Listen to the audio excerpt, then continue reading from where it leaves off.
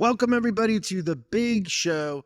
Today, Christian is going to learn what the hard 90 means in a conversation with a very special guest and somebody that's going to be speaking at this year's Top Dog and doing a little workshop with the elite group, Zach Sorensen. There's some very interesting stuff in the news, and we talk about Irreplaceable Service Manager Live, the lecture series, and much, much more coming up on this edition of Service Drive Revolution. You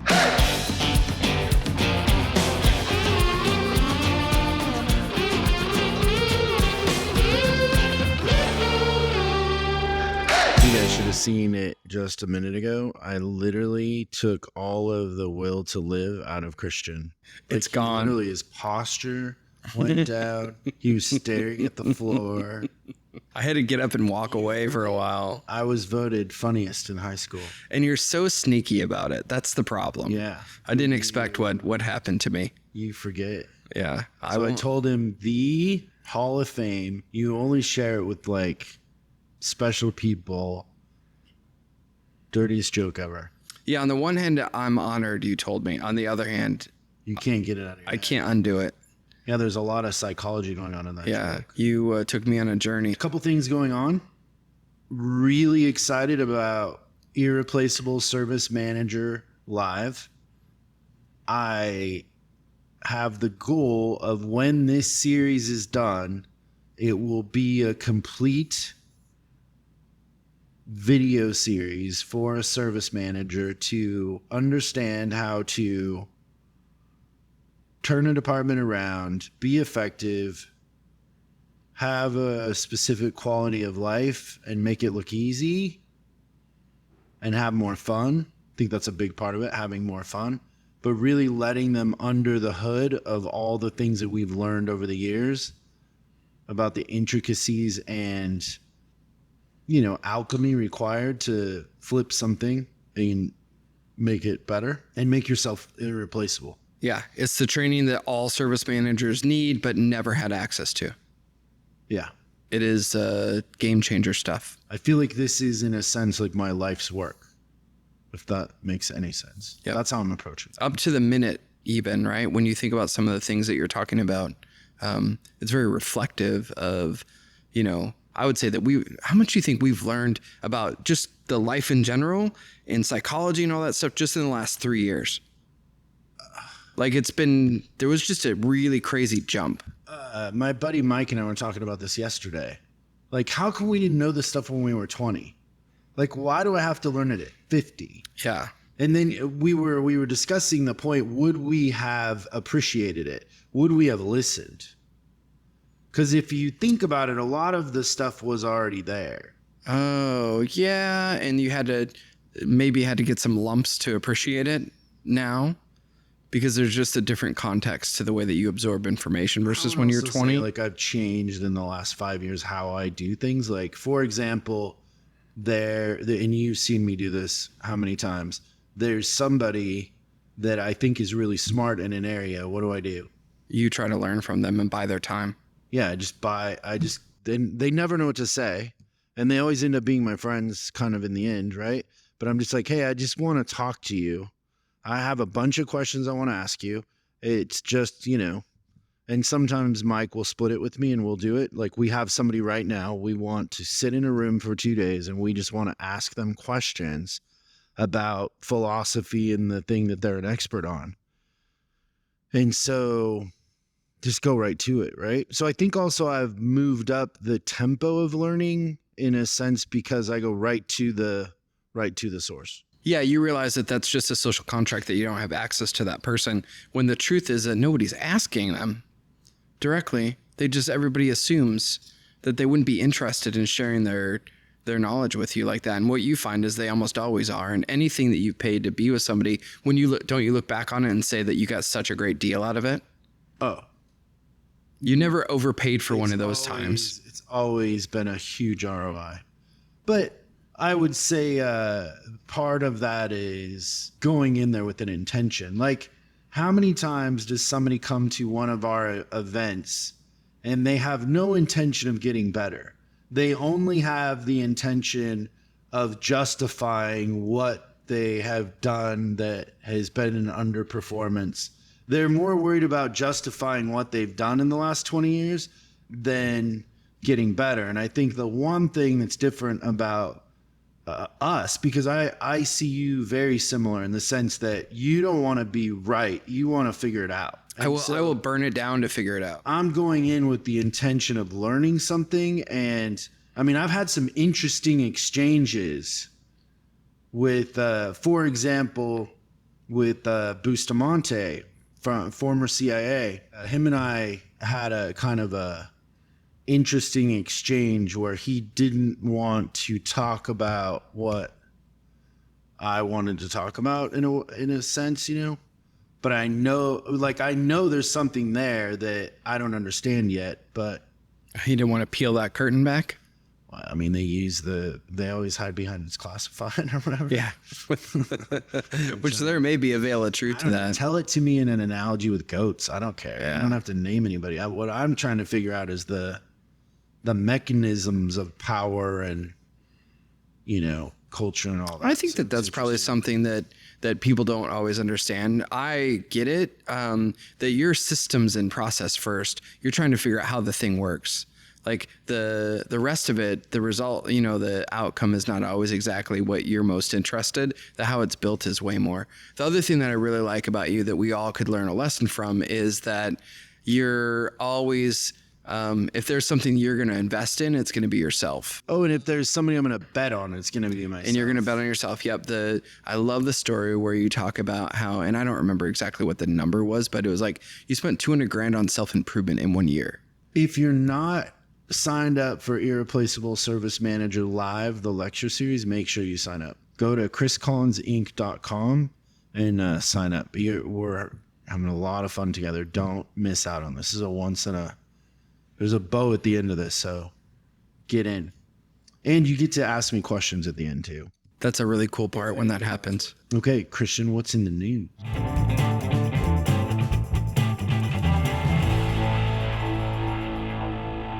Probably not a surprise that this is on our list. So we want to talk a little bit about how the UAW negotiations are going with the big three out in Detroit. So the contract is coming due. I think it's September 14th. I apologize, but the guy that's running it on the UAW side, everybody says his name's Sean Fain, but like they describe him in this article as he's way more school teacher than fire breathing union guy, but he's bringing in a little bit in terms of what his requests are. So obviously, you know, there would be a wage increase in any kind of a union negotiation, 46% in this particular. So almost 50% wage increase. But I thought this was interesting is in addition to the wage increase, he wants a 32-hour work week. So really they would be netting about the same pay? Yes, I don't know if I think that he wants the raise and a return to traditional pensions in a 32-hour work week. So I think he wants them to make more to work less. Yeah, but they would be making about the same, right? Because they're paid on an hourly rate, so they would be losing 8 hours but gaining a higher hourly wage. That's interesting. All right. So next, the city of Chicago has made it into automotive news by suing Kia and Hyundai over rampant car thefts. When I saw that, I said, we have somebody who works here who had their car stolen, and you know, probably the only person in 10 years that had their car stolen in LA because crime is so low here, and yeah, the police are so responsive. Super responsive. And, you know, just citizens here feel obligated to do the right thing. Yeah.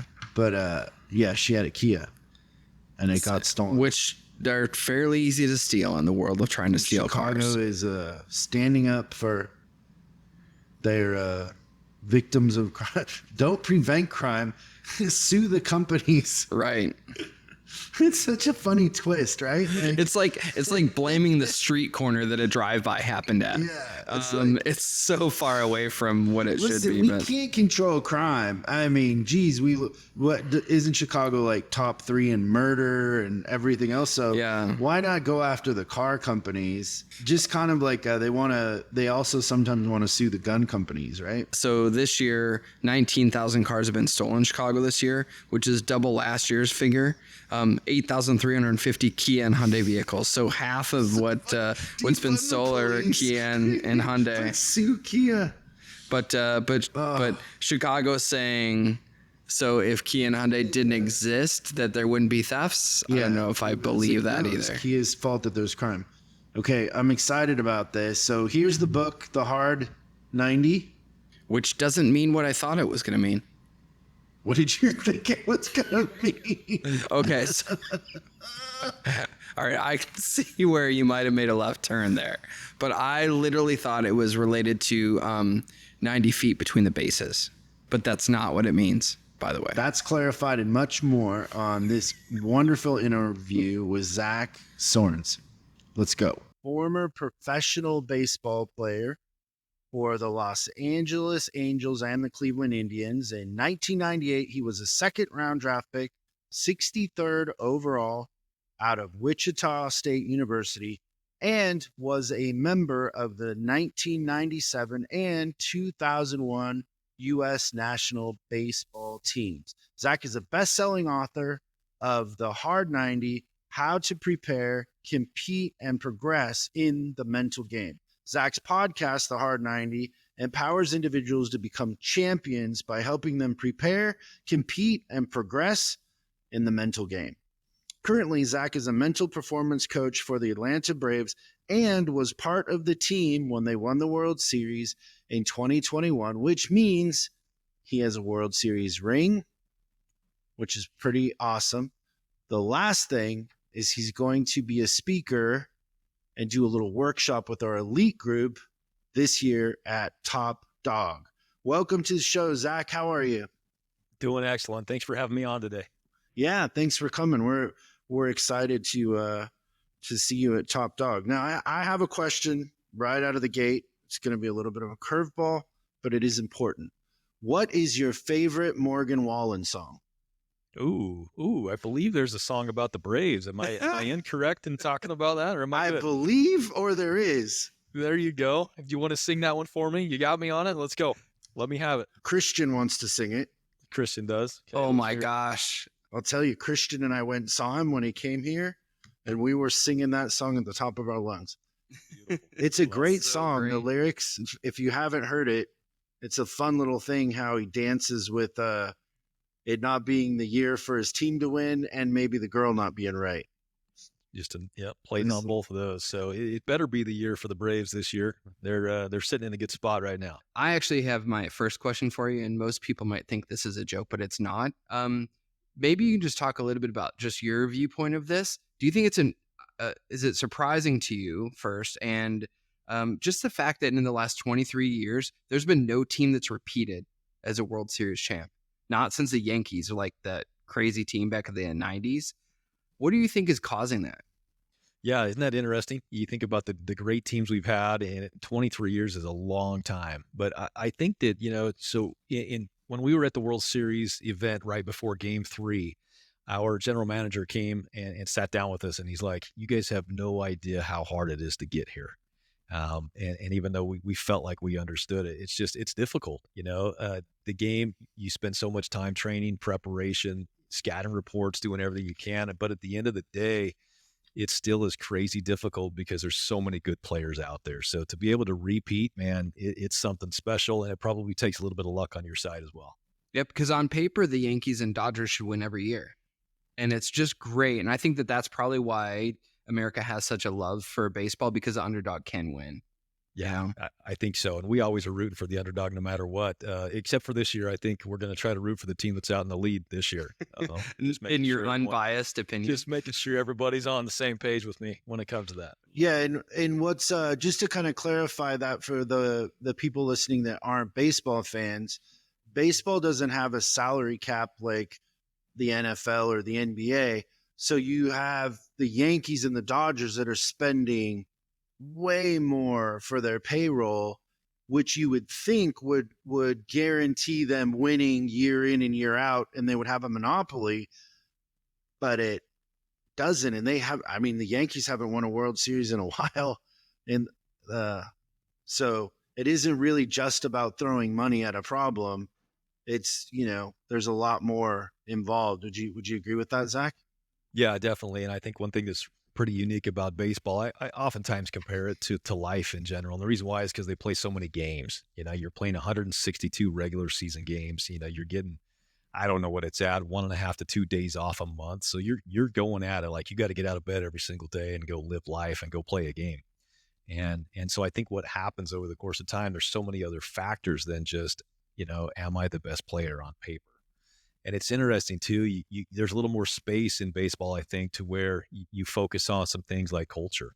And I think that's one thing that the Atlanta Braves, especially over the past, handful of years, have been so great at, is developing a culture where you get a lot of guys that really enjoy the game, enjoy playing together, pushing for the same scenario and same things. And it just is, it's really meshed well, and it's done well for them in the past several years.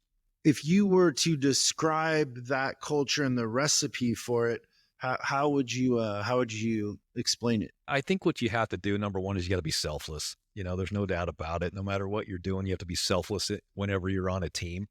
And not that that doesn't take place on other teams. That's not fair for me to say, but just the energy, the selflessness, and just the pure enjoyment that these guys have out there day in and day out is pretty special. And then, the other thing that's really hard to describe, we've always tried to do it, is there's just really no panic out there with these guys. So if you go watch a game tonight and they get behind by 2 or 3 runs, there's just no concern or worry. And they just feel like they have a chance to win any game on any given night, regardless of how far behind they are or what their status or situation is. Yeah, that's great. Was there a time before winning the World Series during that year that you were like, this team's different? Like there's something going on here that's kind of special? Was there any moment that sticks out? I don't know if there's a specific moment necessarily, but just going back to, the guys that are leading the team, and I'm talking players and I'm also talking staff and player development staff and all the way through the system. I think, when you're looking for an organization to be part of, a company, a business, a team, whatever it may be, you just want to surround yourself with people that are going to continually lift you up and make you better. And I think that's one thing that really stands out to me. Everyone has this concern. Everyone's excited to be part of the organization. I mean, heck, the Atlanta Braves have a great following across the country. There's other teams out there that are the same, but everyone respects and really appreciates the Atlanta Braves. And I think because of who they have on their staff and who's leading the team, they just go out there and play the game hard, play the game the right way, and just enjoy it like crazy every single night. Is there something in the recipe of the players that perform end up being selfless and kind of part of the culture versus the people or the players that aren't? Like, do you see a player sometimes and just instantly know he's not willing to do whatever it takes to be what you have to be to succeed? Yeah, it's an interesting question. And, you got to give credit to our general manager and assistant general managers that have made decisions on what type of players we're looking for the Atlanta Braves. You got to give them tons of credit because they're the ones that bring them in. And I think that when they're looking for scenarios and situations to bring players in, they're looking for something like that. Like a big piece of this isn't just what looks best on paper. It's how are they going to fit into what we're trying to create as a team? How are they going to fit into the camaraderie of who we are? And do their values as a person individually and their goals line up with what ours are? And again, I don't ever, having a chance to play up in the big leagues, I don't feel like that there's players out there that don't necessarily fit what I'm talking about, but there are definitely some that mesh better than others. And when you can put that right person on a team, even if it doesn't really make sense to a fan or to something like that, and the mesh and the mold happens and takes place, it's pretty special. Yeah, that's what I was going to ask is what percent, because I think that when you get into the big leagues, no one stinks. You know what I mean? Like it's an elevated level. And what percent of it do you think is psychology versus skill? Yeah, that's interesting. So when I was done playing the game, you said no one stinks. I didn't play very well, so I might fall into that category. You played professional baseball. I'm pretty sure that you're okay. There you go. But it's interesting. Well, I was talking to a good friend of mine who's the president of the Toronto Blue Jays right now, and he made a comment that was really interesting to me. He says, the higher up you get in this game, and he says, for anything for that matter, the less important talent is. And I'm like, oh, that's interesting. I feel like I know what you're talking about, but why don't you tell me the answer? And he says, well, everybody has it. Right. So it's not as important to us because everybody has it. So now it becomes mastering the small things, which we would say the small things are the mental game. But to answer your question, when I go around and speak and I get a chance to talk to coaches all over the place, whether they be high school, college, professional coaches, or even players, I always ask that question, like, what percentage of this game is mental? And the numbers are really high. Like it's between 80 and 90% is what I get. In fact, the hard 90, that's where the hard 90 comes from, because my next question is, well, what percentage of your day are you training the mental game? And to that, they say, well, we're not. And so the hard 90 is the 90% of the game that we do, or we train less than 10% of the time. Wow. That's great. So going back to my question before, is the answer to the question that building the culture and finding the right people is in the hire, in who you led on the team, not changing them once they're on the team? I don't think that I can stamp that answer. And the reason why I say that is because you can definitely influence individuals that you bring in. Let's say that the hire is maybe not appropriate or correct. The answer to that is can you adjust? Can you coach it? Can you help somebody to become that? And I really feel like we can. Now, of course, the easiest way to do it is to know what you're looking for before you hire, no doubt. But let's say you have somebody come in that's a high producer and he's willing to have a growth mindset and that never-ending eagerness to get better. He recognizes what your core values are, and you really emphasize them, in a company or a corporation. Like they can be morphed into that. They can become that as long as their buy-in is high. And I'm always a big believer that a player's perception of the buy-in of the staff. Okay. So if you put that into the business sense, the employee's perception of the buy-in, okay, of the employer or the people that are running the business is what is going to create that type of culture. We talk so much about buy-in of the employee and we talk about buy-in of the player, and that's important, but where does that come from? Well, it's the perception that they have of the buy-in of the people that are leading the company that's going to be the number one factor, in my opinion. Around the office here, they're pretty excited about your 5-minute podcast that you do. And they're impressed that you can do that every day and come up with relative subjects. How do you do that or curate that? Yeah, so it's interesting is as I sat down and decided to do it, there's a funny story behind it. I was working with a player who really, after we started working together, kind of, I don't want to say turned his career around because, he was going to do it, but he was able to spin. He had several losses and no wins and was able to go out and get a couple victories. We finished that year out and he came back to me. He's like, hey, thanks so much for your help. He's like, what's next? And I'm like, hey, we just have to kind of keep doing what we're doing, was my answer, right? Just maintain. And man, I was so disappointed in myself because of that answer. I was like, that's not it. Like going through my program, that's not the end all, because as you guys know, you can't just go to the gym till you get to exactly what you want to look like and then be like, okay, done, I'm good, I did it, right? You got to keep going. And so I decided to create this daily podcast. And it was, 4.5 to 5 minutes long. And the idea behind it is I'm with them all year round. And, I had a vision for some of the way I did it is I based my training on skills. Okay. So the skill set of mental performance mastery, what some people would call mental toughness, is what we're looking for. That's the skill set. Now, to have a skill set, you have to master a certain set of skills. And so for me, I teach 7 skills in my program. But underneath that, where the goal is well, what are you going to do about it? Okay. So we want to have a skill, but it's not just saying we want to have something. It's about going out and putting the work in with drills in order to acquire whatever it takes to master that skill. And so when I did this and I was like, okay, I got to find a way to stay with my guys. I'm like, why don't I just roll my programming into my daily podcast? So in January, I'm going to teach skill number 1. And so I'm actually, even though I'm just rolling out content, there's actually some structure to it. And I have a theme that goes along with it. And I think it's just like writing a book, those are the chapters to my book. Each month is a chapter to my book and a sub chapter goes along with it. And it allows me to kind of stay on a course when it comes to creating content. That's great.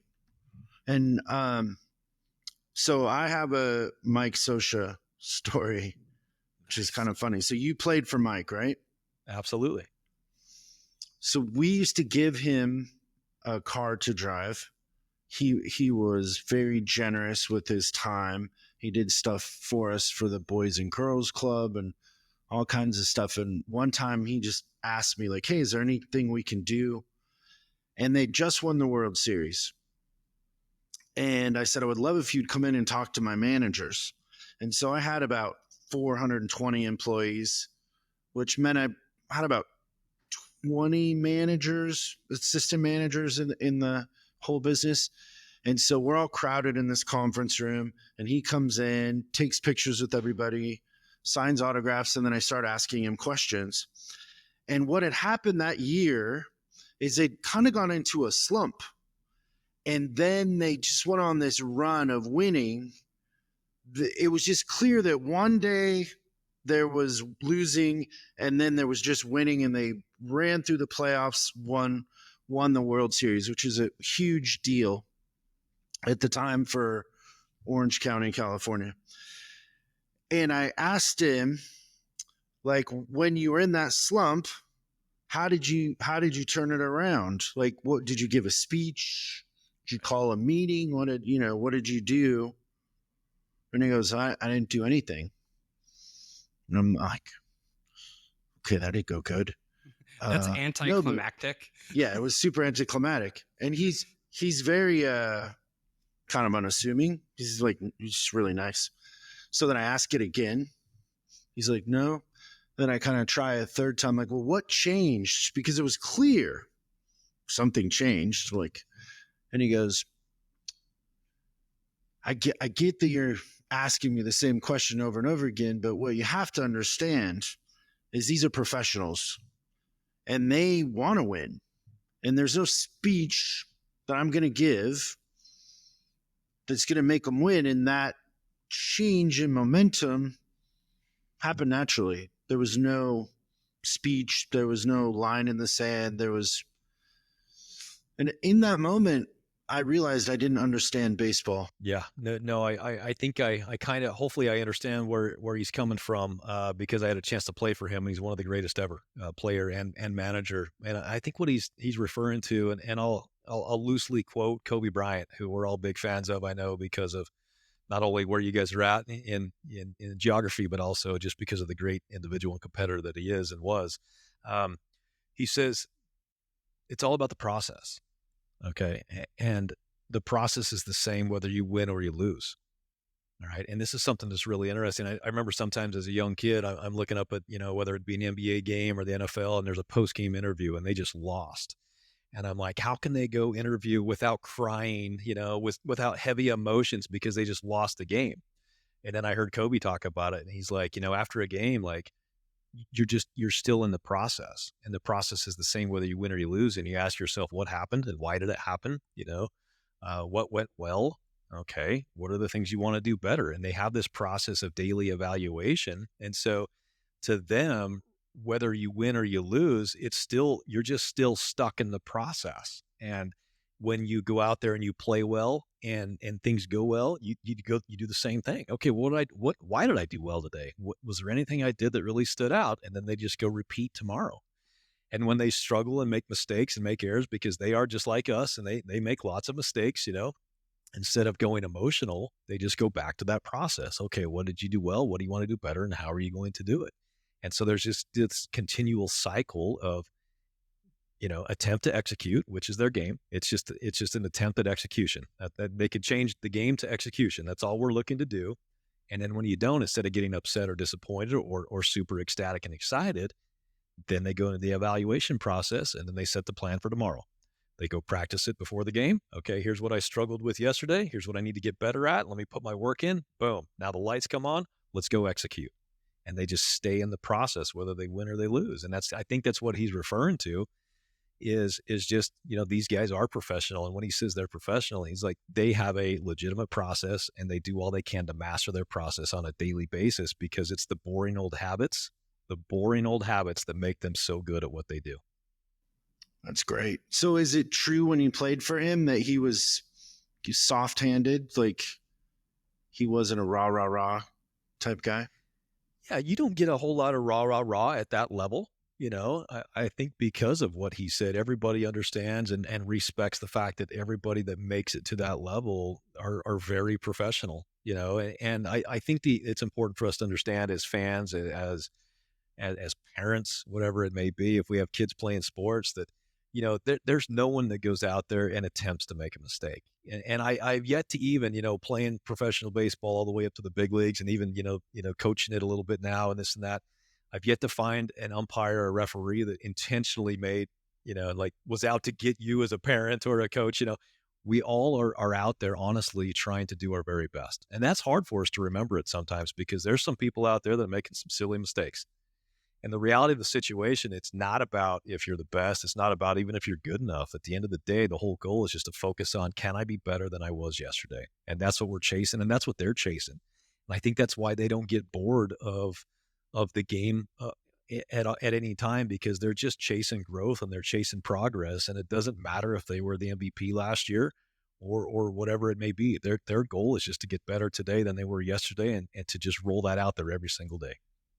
It's interesting when you were talking about the process that I was thinking about an interview with Roger Clemens that I saw, where somebody can just mention a certain game and he remembers the pitches, the batters in a crazy like photographic recollection. Same thing with Tom Brady or any of those kind of Hall of Fame quarterbacks, F1 drivers. They remember the corner.